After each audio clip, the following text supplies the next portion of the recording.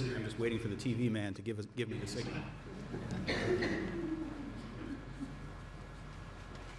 Okay. Good morning. Welcome to the Annapolis Book Festival. My name is Paul Barrett, and this morning we're here to talk about guns and American society. And we have quite an august panel of authors who come at this important topic from very different perspectives. I'm a staff writer with Bloomberg Businessweek magazine and am the author of a book called Glock, The Rise of America's Gun, which is kind of a biography of the Glock pistol and the man behind it. Sitting immediately to my left is my friend Craig Whitney, who is a Vietnam War veteran and retired New York Times correspondent and editor.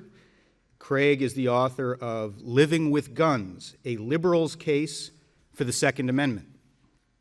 And sitting to his left is Daniel Webster, who is the lead editor and contributor to a book called Reducing Gun Violence in America, Informing Policy with Evidence and Analysis. Daniel directs the Johns Hopkins Center for Gun Policy and Research.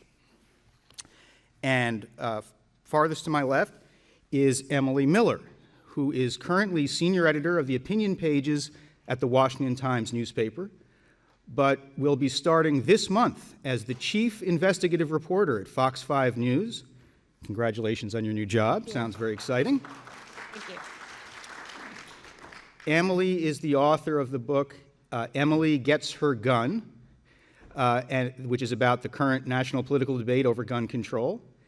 She was awarded the Clark Molinoff Award for investigative reporting from the Institute on Political Journalism in 2012. A Baltimore native, she is a cum laude graduate of Georgetown University's School of Foreign Service. So that's a lot of credentials for a Saturday morning.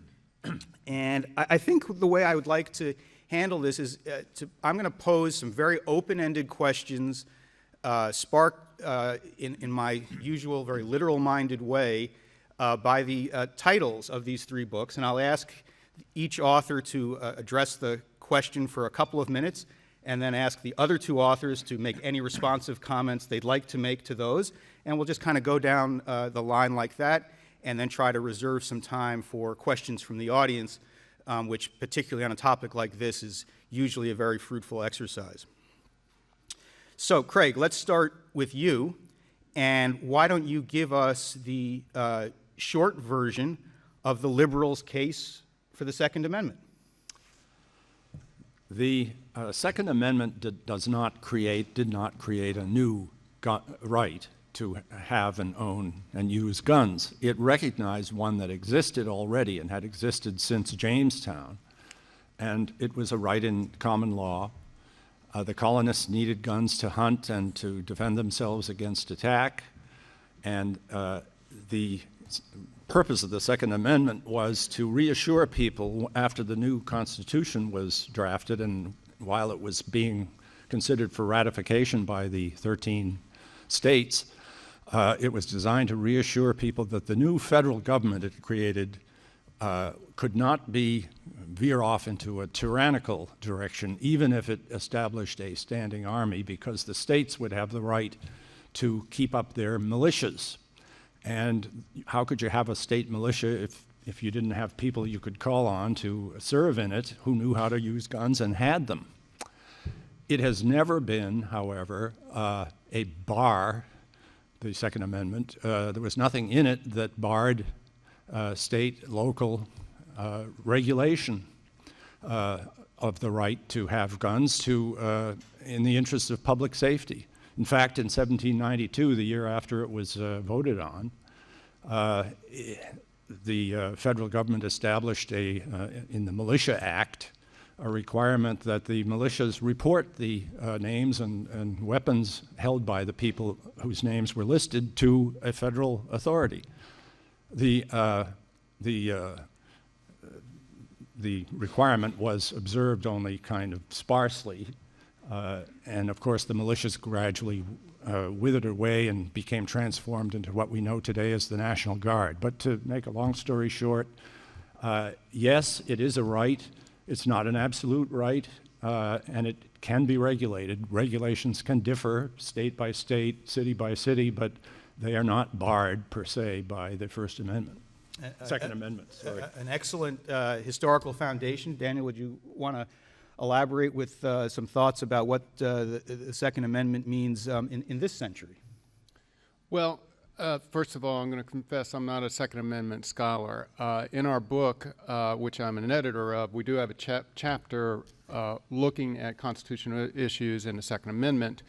The book that we put out, Reducing Gun Violence in America, we brought together top scholars to look at what we thought were the most critical policy questions, as well as the constitutional analysis and what the public views are as it relates to gun violence and policies to address the problem. I guess the theme, I would say, throughout this book is that that there's evidence that there are certain people who are too dangerous to have guns. That's perhaps obvious.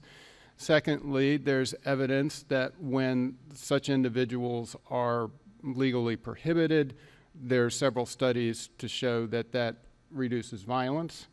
Third, that common sense measures to try to keep guns from dangerous people that are prescribed by law from having guns, such as universal background check systems, handgun purchaser licensing systems, inadequate regulation and oversight of retail firearm sellers, reduce the diversion of guns to criminals and prohibited people.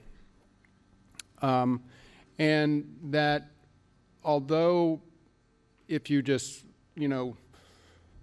turn on CNN, any, news channel when guns are discussed, it seems as though there's an enormous division in our country. But our polling data suggests that that isn't really reality. That we found that when you we asked polling questions of, I believe, 31 separate gun policies.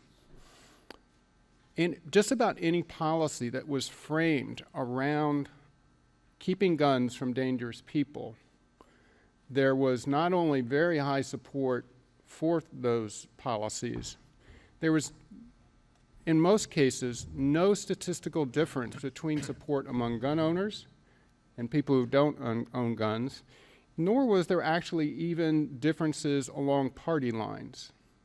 So I think we spend way too much time talking about the things we disagree about most when there's a lot that can be done that works, that is constitutional, that would lead to fewer gun deaths in America. So I think that's my summary of what's in my book. All right. Emily, maybe you could take us back to the Second Amendment just for Sure. a moment and tell us, Craig spoke about a self-described liberal's view of the Second Amendment. Emily, what does the Second Amendment mean to you as a gun owner, and why does it have so much punch and meaning to so many people in this country?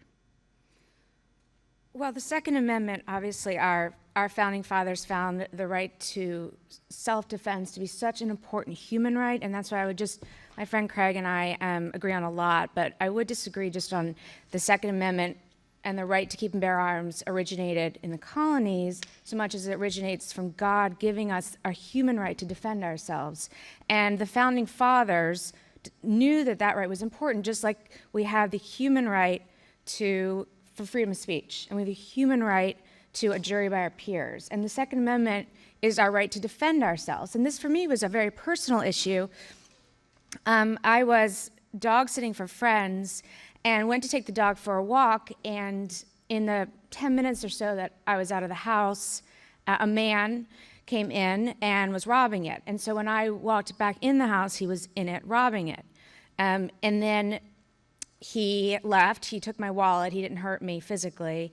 And I followed him to try to get a picture for the police.